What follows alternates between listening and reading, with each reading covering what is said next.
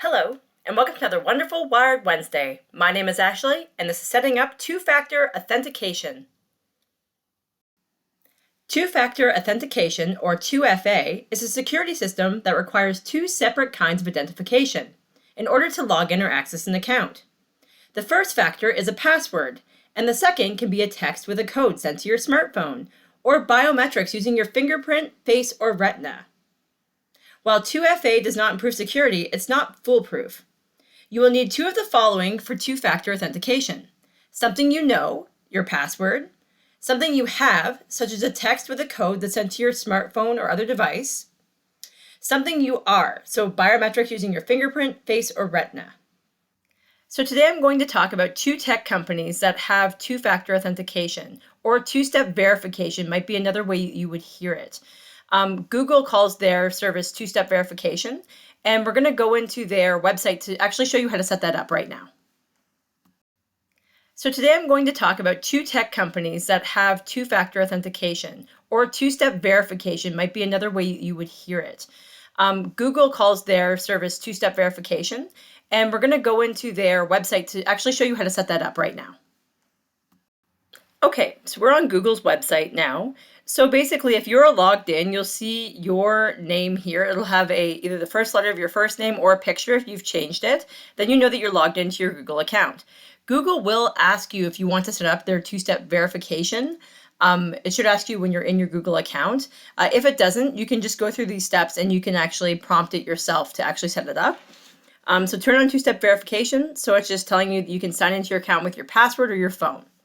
So you're going to allow your two-step verification. So let's just give you the steps of how to do it. So you're going to open your Google account. You're going to go to security. So you can just type it in security and then signing into Google and then select two-step verification, get started. And it will prompt you and take you through the steps to do so. So you're going to put in like a phone number. It may ask you for a recovery email as well, things like that. So you can kind of go through there.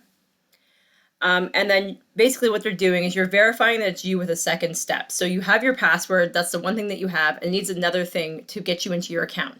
So what will happen is that depending on what you're on, so this is just showing you the different steps. So what they call Google prompts. So it's going to pop up on your screen and ask you something. And then down here it says, tap yes to allow the sign in, tap no to block sign in. So it'll say, hey, we see that you're signing in. Is this you? And you can hit yes, allow sign in, or no, block sign in. And this happens for all of your Google accounts that you have. So just when you turn that on. And then here you can see that you can do it. It shows you with the computer and how to do that as well. It's pretty similar. And then with your iPhone or iPad, and it's pretty much the same thing there as well.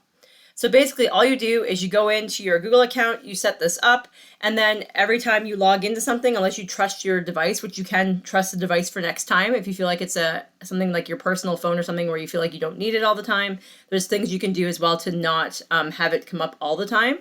But what it will do is it will actually pop up, it'll show up on your phone, and it will say, you're trying to log in to this address. Is this you? Yes, it was me. No, it wasn't. And then it'll block the account if it wasn't you. And that's when you can go and start doing things to change your password, etc. if there's a problem with it, if somebody else has tried to log into your account. So this two-step verification is allowing people to get into their account that's supposed to be in the account as well. All right, so next we're going to move on to Apple. Okay, so we're on the Apple website now. So it's talking about managing two-factor authentication for your Apple ID from an iPhone. So it just kind of gives you the overview of it. So basically what it is they're going to ask you two things for two pieces of information or identification. And then they'll send you a 6-digit verification code that's just automatically sent to your phone once you set this up. And it's when you log into a new device, something that it doesn't recognize, and that kind of thing. So if you go down, it says here, turn on two-factor authentication. So it's basically giving you the information. So it says go to settings, and then you can go into your name. So once again, the settings, and you'll see your name in like a bar at the top. And then you're going to tap turn on two-factor authentication, then tap continue. Enter your trusted phone number. So it's a phone number where you would get your verification code. It should be a smartphone or a phone that can accept text messages. You can choose to receive codes by text message or an automated phone call. So it depends on what you'd like to do.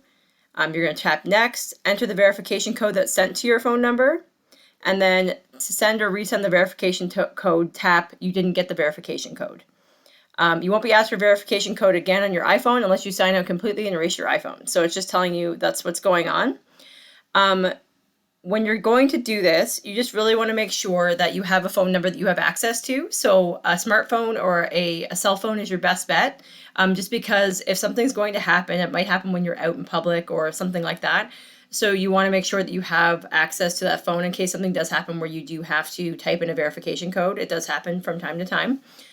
And then, yes, you basically just go in, you type it in, and you're all good to go, the verification code. So basically, your password's your first step here, and then the verification code is your second step. So that's the two-factor authentication right there.